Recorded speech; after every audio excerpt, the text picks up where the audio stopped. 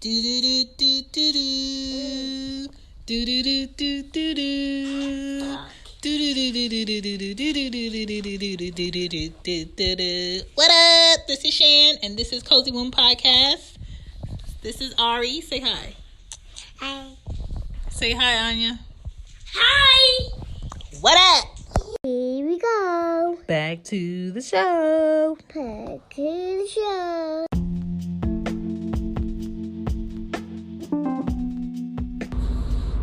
What up? It's Shan. This is Cozy Womb Podcast. And this is episode 58.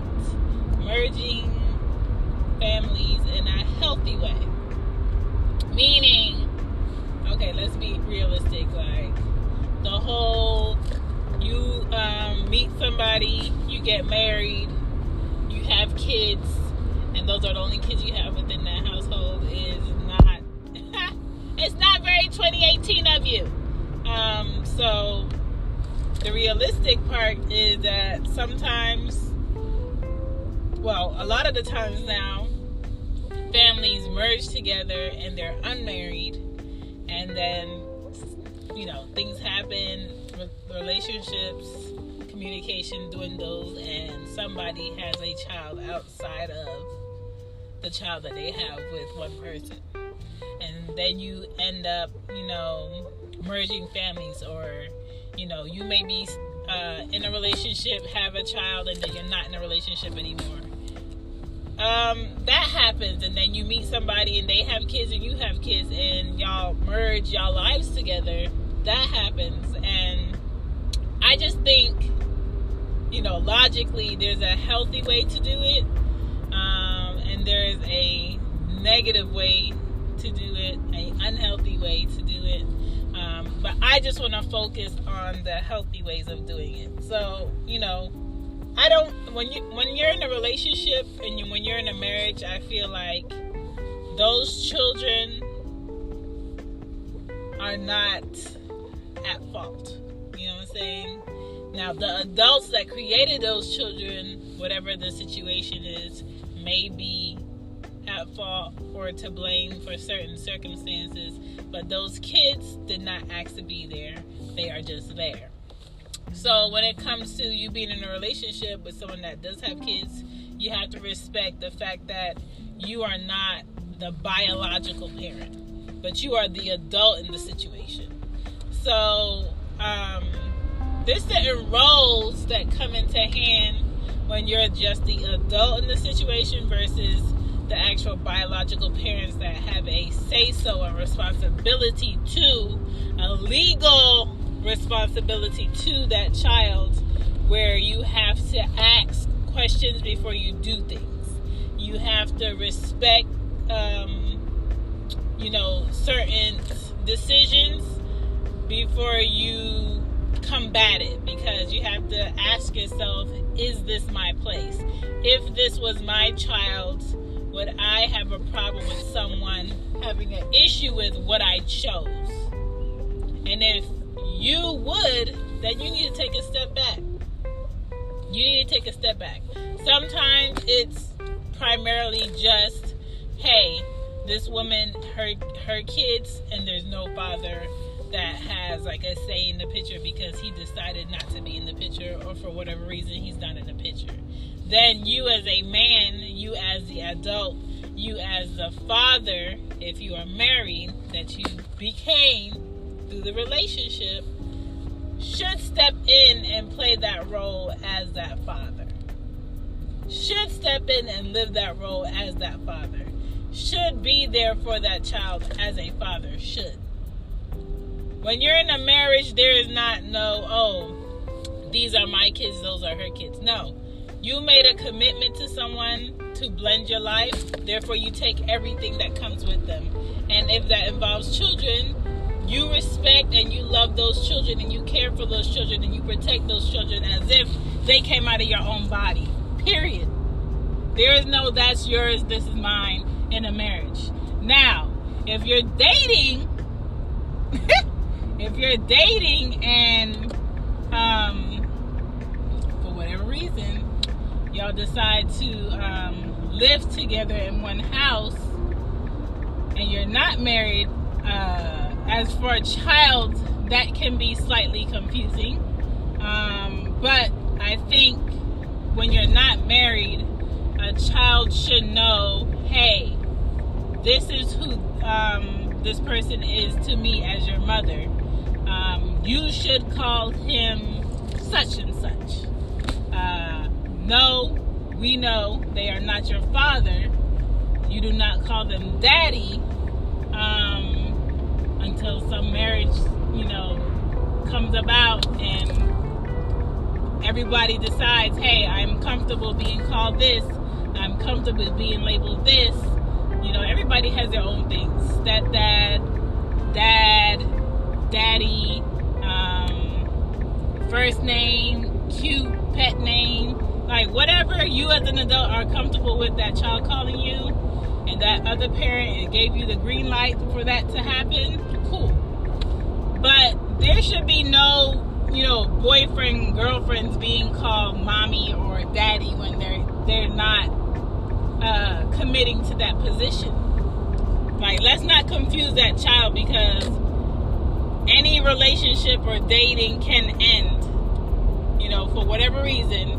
Not saying it will, can end for whatever reason, and you just don't want to create a relationship and take a relationship away when it involves a child. Personally, I was forced to deal with that with my 4-year-old being very close and having my 1-year-old's dad in her life since she was 3 months. And then, a situation happened where he can no longer be around any of us because he just doesn't know how to keep his hands to himself. So, now I had to basically take that relationship away from her. You can't be around this person. You can't see this person. We can't go to this person's mom's house anymore. All of that. And it's not bad now because it's been, several months since that change started. But now she's used to where she's at. She's used to the people she gets to see. She doesn't really ask those questions anymore. Primarily, if she does have a question about why she can't be around him, she has her answers, and she stopped asking me.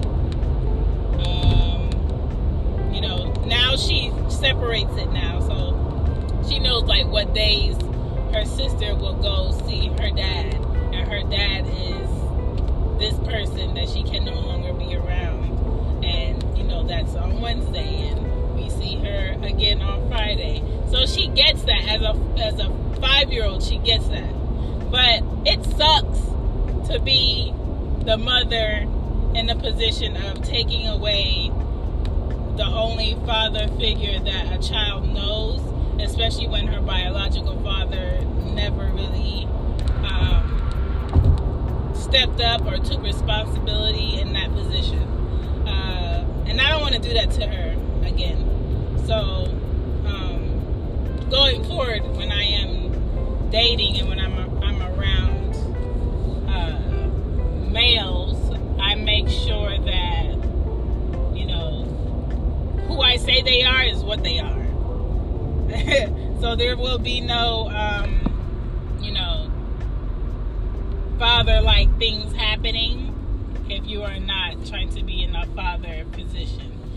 There will be no you calling me this if you are not that.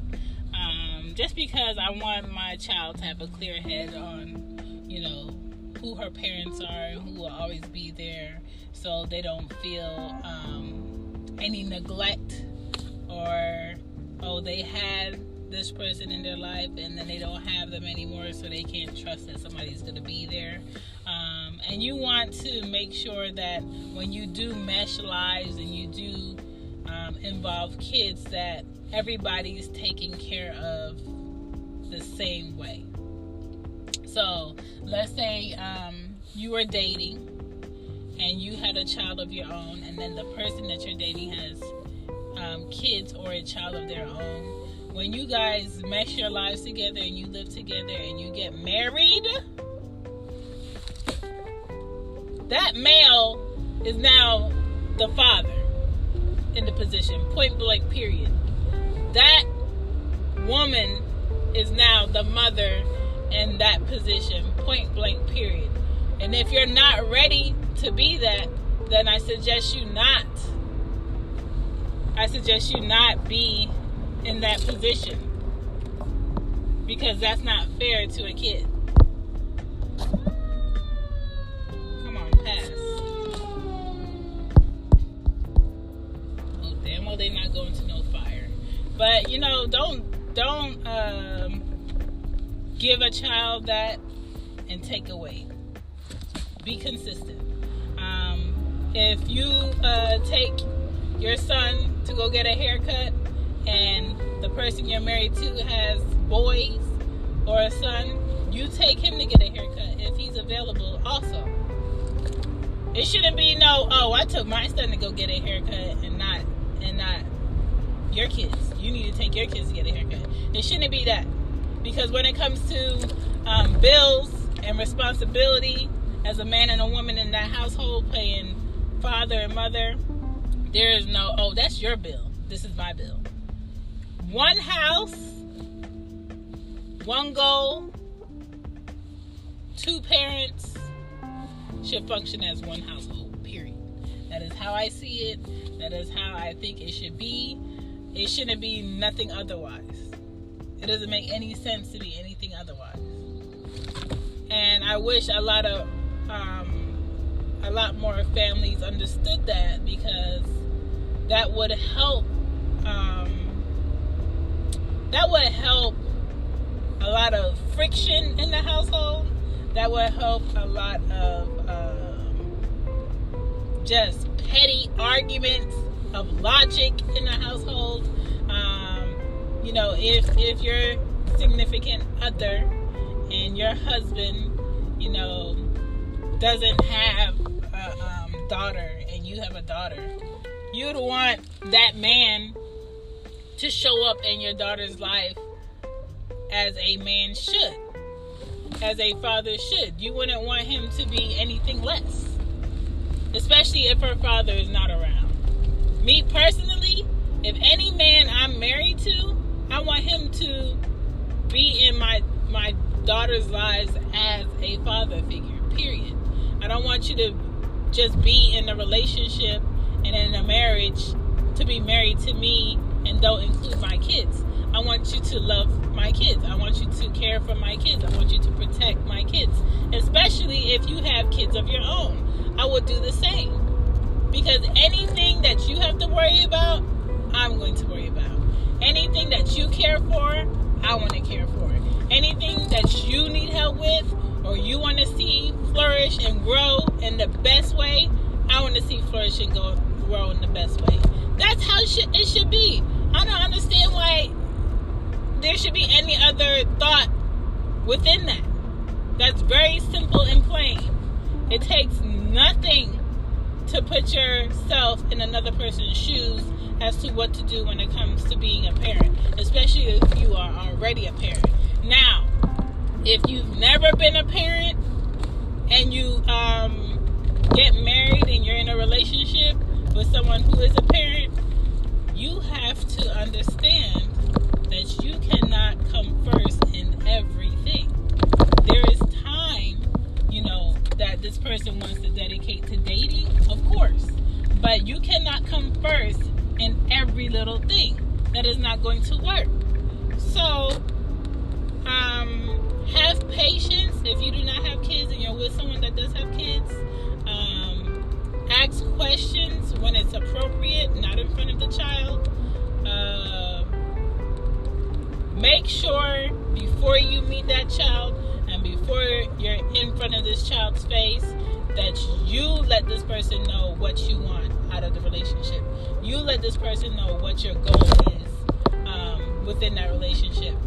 And you let this person know what you want to do in the future as regards to them, their child, and how you want to grow, period.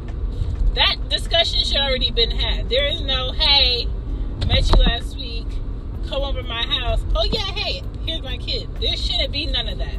That's irresponsible, and I'm sure that person that's just now meeting your kid wouldn't appreciate it.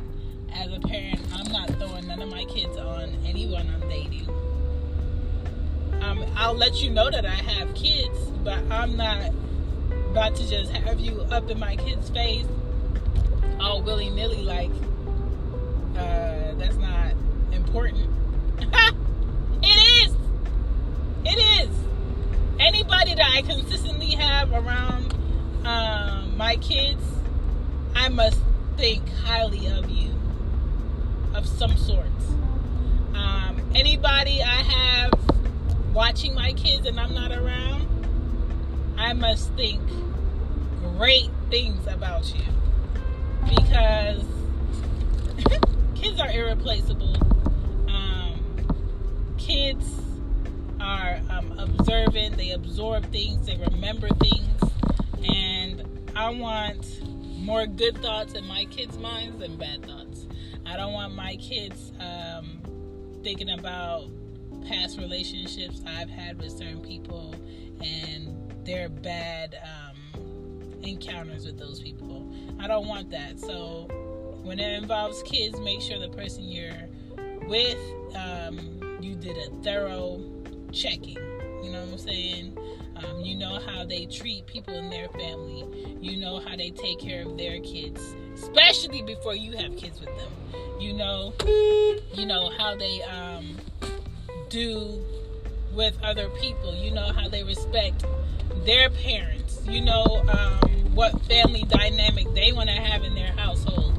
You know what their goals are as far as creating a great environment for their kids. Do you want to add your kids to it? All of that comes with merging families. You know, I don't want to date or have goals for someone in a relationship who has kids that doesn't spend quality time with their kids, that doesn't put their kids first.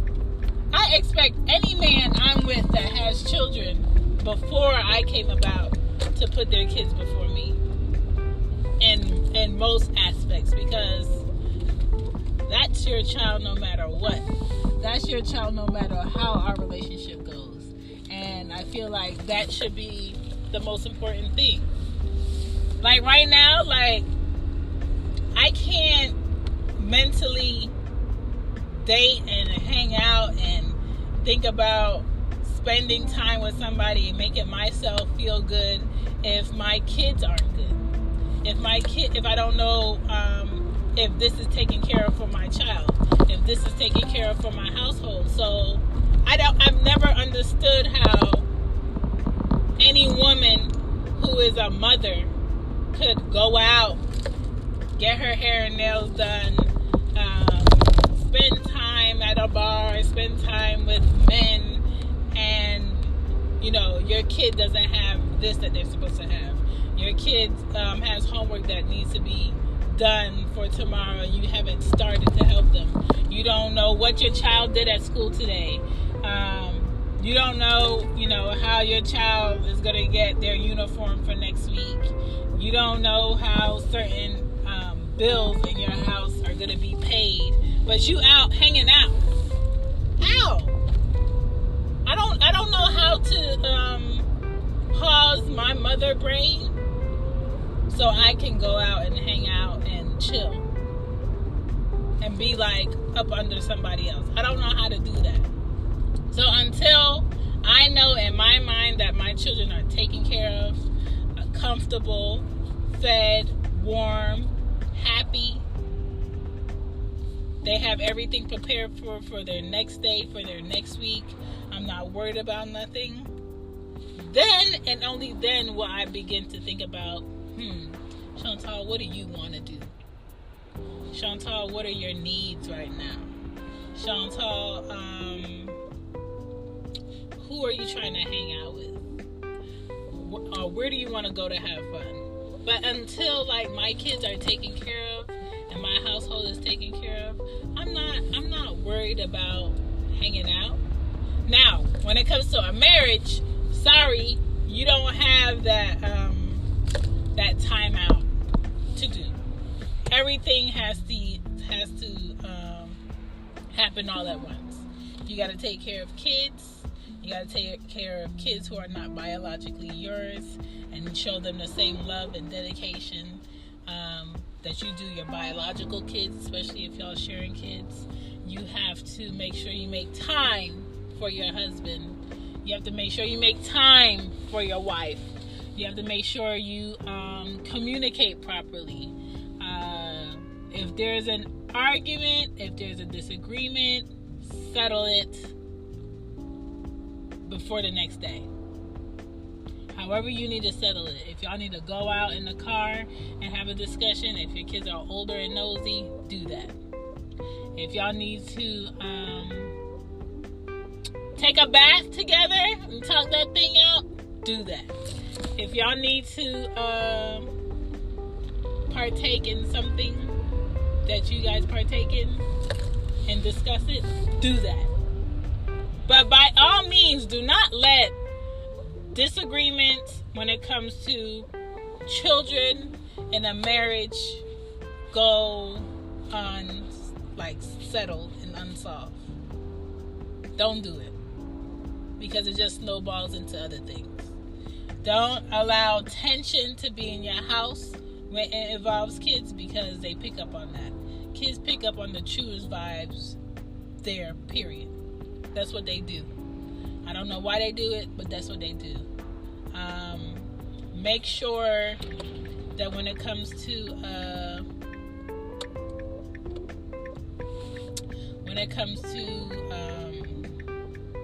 giving to kids, you do it for everybody. Sometimes, meshing families and kids, you have to deal with other family members. And sometimes other family members, depending on their age, depending on what they have going on with other kids, cannot accommodate all of the kids in your relationship, all of the kids in your marriage for certain things. And it's nothing to be offended by, but don't assume that a family member or an individual doesn't want to do something for your kids just because, let's say, your kids didn't fit in the car with other kids. It was a one time, out of the blue, spur of the moment thing that, let's say, an aunt, an uncle, a cousin, a sister that doesn't live in the household, that's just visiting, came to do with their nephew or whatever. Don't assume why a particular family member didn't do something for everybody that they did for one person. Just ask questions, especially when you have that family member's phone number. And not everybody is going to treat your children the same as your husband or your wife, and vice versa. There's nothing to be offended by, but it can always be discussed on why something was done a certain way. But don't sit there and have an attitude. Don't sit there and assume why something was done a certain way. Ask questions. There's no need to have an argument about things that you never asked to the right person. Ask the questions to the right person, get your answers, and then if you disagree or agree, discuss it. But please do not have an argument over something you didn't even ask or inquire about to the wrong person, because that wrong person's going to look at you crazy like, I don't know. Why didn't you ask? And then you're going to have the stupid face of like, why didn't I ask? Because sometimes it's easier to assume and look stupid than ask the right question. And that sucks, but in life, a lot of people do that. And when it involves kids, they are, you don't want a kid to feel left out of anything on purpose when that clearly wasn't your intention.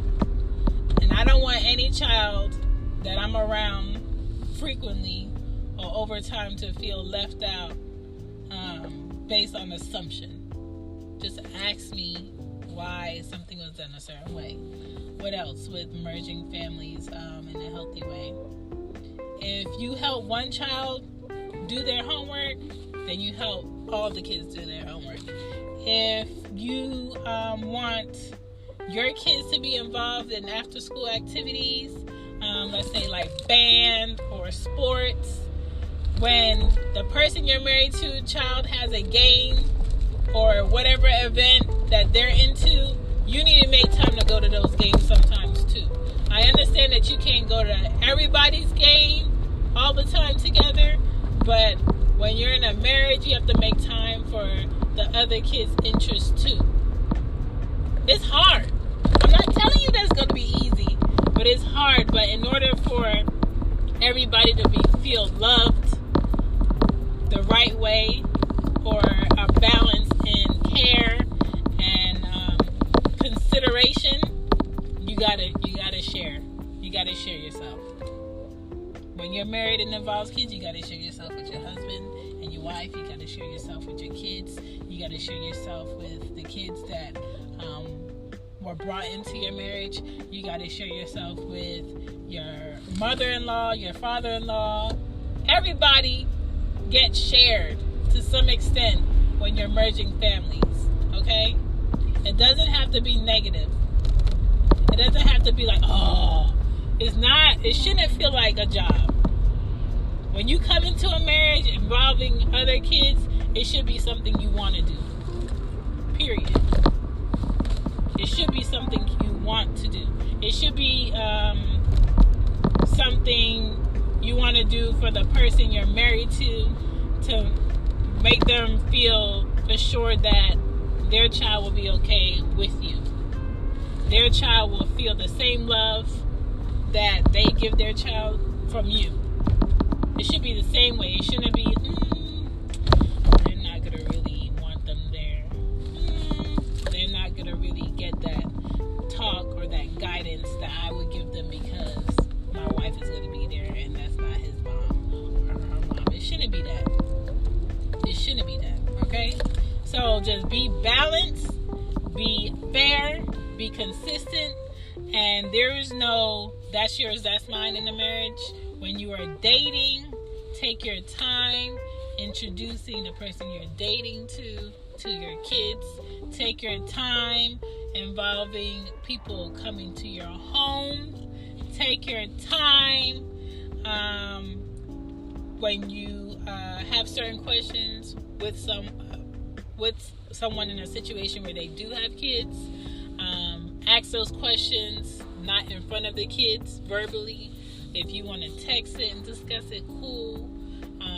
Make sure you ask, I don't know if you mind, but is it okay if I ask you a question? And then start. Don't just be throwing demands or throwing things out there without preparing somebody for what's about to be discussed.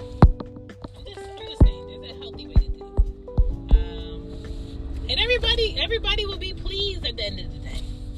And when you're in a great relationship or a great marriage, you want everybody to be happy. That should be the common denominator. Shouldn't be nothing else, okay? I know you're not going to be able to make everybody happy, but fair is fair. Logic is logic. Don't be petty. Stop assuming and just ask the right questions. My name is Shan. This is Close the Boom Podcast. Thank you for listening. I'm out! Good night, good night, good night, good night.